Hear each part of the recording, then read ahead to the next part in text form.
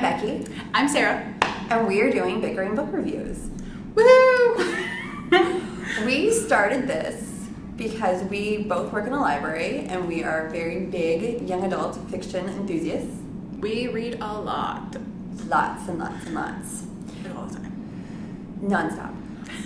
And we both enjoy the books, but quite often we have very different opinions on the books we read. Yeah, we bicker a lot about books. There's a lot of bickering, so we thought that we would record it and share our opinions with other people. I mean, because obviously everybody wants to know our opinions. Exactly, and if you want to share your opinions back with us, we would appreciate it. Or if you have suggestions for books for us to read, definitely let us know. That's appreciated too. Surprisingly, the first book that we decided to do this with, we actually have very similar opinions on. Yes. Which doesn't happen often. No. But when it happens, it's like the meeting of the minds. It's very, very surprising. So the first book that we are going to talk about is called Exit, Pursued by a Bear by E.K. Johnston. And this book just recently came out in March, and I actually listened to the audiobook. I read it. And the book takes place at Pacific Heights High School, where there is a curse. Every senior class, there's two people missing. One is a student who dies, and another one is a girl that gets pregnant and is ostracized. And the main character of the book is Hermione Winters, who refuses, she takes a vow, she's not going to fall victim to this curse. But then one night at a party at cheer camp, somebody hands her a drink that's been spiked, and she drinks it, and when she wakes up the next morning, everything has changed. Her whole world is different. And she has to decide how exactly she's going to live in this new world that she's been thrust into because of somebody else's action. And so, do you want to start?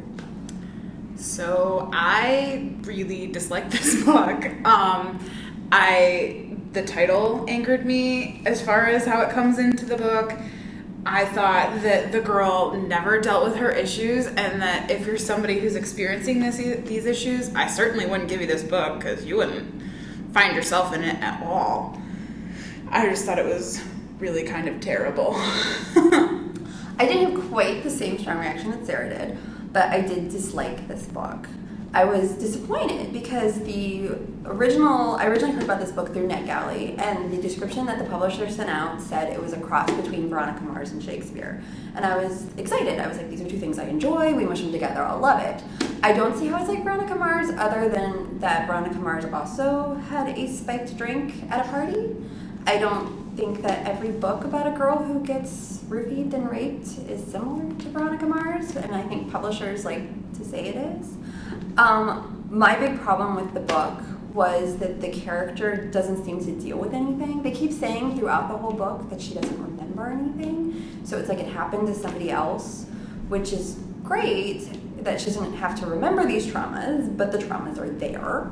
She keeps doing all these things that should trigger flashbacks, and nothing that she does, even going back to where she was attacked, does she actually ever deal with it. See, for me, Veronica Mars, it's an issue on so many levels. One, there are no witty comebacks. Two, there is no sleuth looking around for somebody who done it. The who done it is just, it's lame. Let's just be honest, it's lame. At no point does she take back the power and actually say, I'm going to figure out who did this to me. Because she doesn't think she ever lost the power. Right. Which is dumb. It's like the whole thing is like this level of delusion. And I think that a lot of the issues that come from being sexually assaulted, a lot of the typical things that somebody would experience, like flashbacks and PTSD, they happen off screen. Like, the author totally takes the easy way out and doesn't even write about any of it. Like, oh yeah, I had this flashback. Do you remember when I got really anxious? But, like, the reader never actually sees her getting anxious. It just kind of happened at some point. It was like, just so you know. And so now we're going to say, from this part on, we're going to talk about specific issues in the book, which are kind of spoilery. So if you don't want to know, stop watching. Or if you're doing a book report, this is good. Perfect. This is perfect. You don't have to actually read the book. One of my big issues was the part with the morning after drug. Oh my gosh, the morning after pill. What the heck was that about? It is my understanding that you have 72 hours to administer the morning after pill after sexual activity, even if you are raped.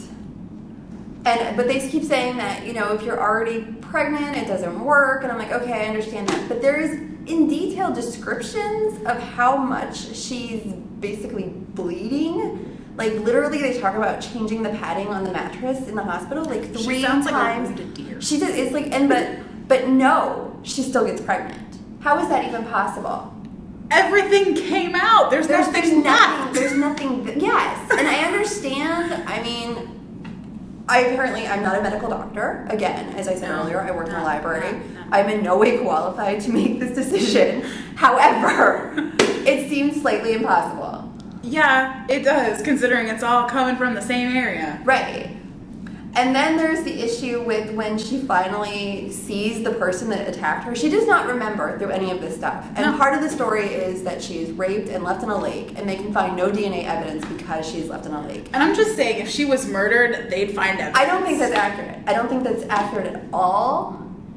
Because wouldn't there be some evidence even leading up to the lake? But besides the point. So there's a part in the book where she and her entire cheer squad, who has to go back to cheer camp because for the first time in the history of the national cheerleading competitions, no high school is hosting the competition. Cheer camp is. I know, it's very convenient. So then that happens. They go back to the lake. They're in the lake, and guess what? No flashbacks. No problem. She literally jumps in and doesn't feel bad at all. She's just nothing. like, whatever, Means I'm in a nothing. lake where I was viciously attacked and left pregnant for Woo, death. let's jump in. No big deal. and so then, as she and her cheerleading competition, they go to the competition, they are perfect and they're going to win, and isn't it awesome? And it's just as they're getting off from competing, she sees the boy who raped her, and she looks at him, and they lock eyes, and he knows that she knows, she knows that he knows that she knows, but she has all the power now. So maybe she'll turn him in, maybe she won't turn him in, who knows? Because she gets to decide now, because he took away all of her other choices. Yeah, the spilled milk, that look definitely, it's admissible in court, I'm sure. I'm sure that will definitely help put him away. Saying that they had done DNA tests on all the boys at cheer camp, which means that he, on top of everything else, Switch the results tampered with a DNA sample, which is, he does know how to get street drugs enough to rape girls at camp. But I'm just thinking, okay, so... But he can do all of this without being able to shutter his facial expressions, seriously? Or use a condom. Well, there's that. Then there's that. So, block the DNA or the fetus, which is how they get the DNA, because she gets pregnant, because she has to be punished oh so much. But then, so... You always look at a book like this, and the characters are 17, and 17-year-olds don't want to read books about 17-year-olds. So, for a book about a 17-year-old, you give this to, a 14 or a 15-year-old. So, I give this book to a 14 or a 15-year-old, and they look at it, and they read this book, and they read the end where, oh yeah, she has been drugged and raped. But she's not going to turn him in, probably? So what does that teach them? What is the lesson in Exit Pursued by a Bear? Well, in my thing, I was really nervous for a while because of the author's tirade about how, well, it wasn't the authors, it was technically the characters, but I think a little bit of the authors. Narration. Yeah. Anyway, so she went off about how, she likes it when the loose ends aren't tied up, that's way too perfect, and da-da-da-da-da, and, this whole big thing about how she doesn't like finding out the whodunit. And I'm thinking, seriously, I read this whole book and we're never gonna get to know who did it. It's not like there's this big pool of people to pull from. They're all in the camp. It's not even that difficult to figure out who did it. Well, and I'm sorry, but it's as simple as she knows who did it. She knows what he did to her. She knows that he broke the law. And she's not even gonna turn him in. But then they steal his water bottle, which was in the trash, which they dug out without, they're going to get the police, but the police aren't even there. So it's not inadmissible. There's no proper custody, chain of custody, whatever, law and order words. So I just... Law and order words. What is the point? What is the message? And the truly frustrating thing is that the title, Exit Pursued by a Bear, which is written right here on the book, is a great title that has no reference to the book. Okay, the title was my biggest issue, I think, because So the cheerleading squad is part of the team of the bears. So I would think that you would be pursued by a The bear. cheerleading squad turned on her. Her boyfriend, who had set up through the whole book was the rapist and then wasn't, is a bear. I would assume bear, exit, he pursues you. He does do a lot of slut shaming. There is a lot of slut shaming. It's her fault. She flirted with all the boys at camp, and isn't it horrible? But it's even like that. Like that's like maybe like in 5% of the book, and then it just stopped. It was almost like the author didn't care to follow through on anything. No, because she was because in the back of the book, in the author's notes, she talks about how she wanted to make sure that there's a good support system. She puts her whole body into this support system and forget everything else. And the only support system really is parents, cheer coach, and the best friend. Well, and then there's the psychiatrist who teaches her calculus. That's true. And then there's a whole thing where there was a girl who was in her camp at cheer camp, and the best friend starts dating, and like out of nowhere they like add this lesbian relationship, which if that's actually part of the story it would make sense, but it was just like out of nowhere. And then the main character has to decide, do I feel lied to? Do I feel betrayed by my big support system? And it was like, we're not quite sure what we're trying to say here. And I can't believe that this wasn't her first book. Like I didn't realize that. She's written multiple books, and this is isn't her first book. Well, and what amazes me is that this is a starred review from School Library Journal, and Kirkus loved it, and everybody loved it, and isn't it great? However, we did not love it. It's not great. It is not. It's not great. It's not great at all.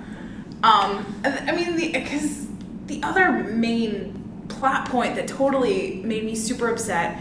She's at the dance. Everybody has their partner, but she doesn't have a boyfriend at this point, which, I mean, it is what it is. But anyway, it's dark. The music's loud. She's going to a punch bowl. This is all very similar to how her original sexual assault occurs. Yet she's going over alone to the punch bowl to get a drink where the biggest poo head is waiting there for her boyfriend, who the reader, at this point. well, ex-boyfriend, but the reader's kind of led to almost believe that maybe he did it, or he's like one of the main options for doing it. She's going over there alone to get a drink. What the heck? She literally gets locked in a room with another boy who she kisses, and there's no trauma, which I understand that they keep saying that this is a book about what happens to you and not being a victim. However, if you're never processing, if you're never experiencing anything, what story are you telling? And I know that not every book that's about a girl that's raped has to be like Speak, which is a brilliant book and that I thought was beautiful and really showed what's going on in the mind of someone who's been damaged. Well, I mean, but getting back to the dance part though, you can't have flashbacks with Pine Sol and a song, but then have some guy lift you up without saying anything and carry you off the dance floor and not have flashbacks there. Whether you remember it or not, something like that happened. And that's part of the pieces that she remembers. You can't have flashbacks with one and not the other. It just doesn't work that way. And sometimes when I read a book like this and I have this reaction, I think maybe it needed to be a little longer. Maybe we need another 50 pages to flesh it out. But I feel like we need a different 50 pages somewhere in here. And it actually is a very, very short book. Oh, it's really short. Altogether, the book is 243 pages long, which is actually in the world of YA very, very short. Yeah. So, do you have anything else to say? I don't. I don't. So we came up with our own special rating scale. So the book that we absolutely cannot stand is a troll. Above a troll is a goblin. Above a goblin is a fairy. The kind of book that you're like, it's good, but I don't really love it. Book that you love, but you've probably read better, but this is an awesome book and everybody should read it, is a unicorn. A book that there is no better. The best book of the year is The Yeti, because there is only one Yeti. There can only be one. And it's Yeti. Mystical, and you don't see it often. But also, I feel that there is a need for half steps. So, we can have up to 2 of any of the items except for the one Yeti. And there can only be one Yeti a year. It's true. Only one. You can only have one Yeti. So I personally gave Exit Pursued by a Bear 1 goblin. And I gave it 2 trolls. There's probably, it is well written. The actual words, the way it's put together, is well written. However, the characters and the stories just did not work for me. I'm sorry, it can be as well written as it wants, but the plot and the characters were terrible. The whole,